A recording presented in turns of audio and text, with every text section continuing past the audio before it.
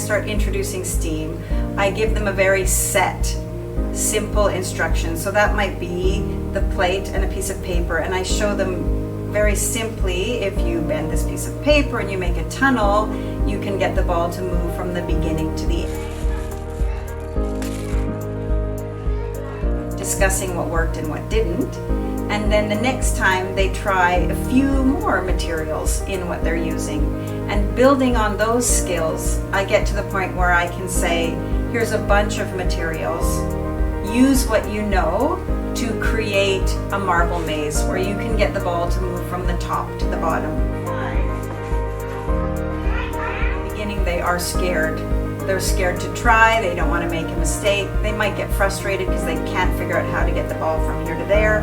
But once they start, they get excited, they get to know I can do this, and then it's usually quite collaborative when they're doing a final thing because it's quite large, and they forget that sort of fear and that worry about making a mistake, and they just try. And when it doesn't work, they say, okay, go and get this tape, or the glue doesn't work, and they problem solve, which is what we're really aiming for, is these problem solving, critical thinking skills that you don't really get anywhere else. It works. Is there a way that we could collaborate to show the kids that are young, this is where you're going, right? Eventually, these skills that you're building, you can use those elsewhere.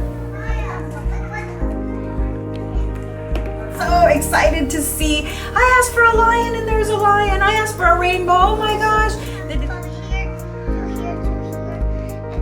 That sort of collaborative thinking, as well as independent thinking, which helps them to be more creative, come up with ideas, and STEAM provides an opportunity for them to use their imagination because they're not afraid to try. They're not afraid to make mistakes because there's no mistakes. It's just your unique vision.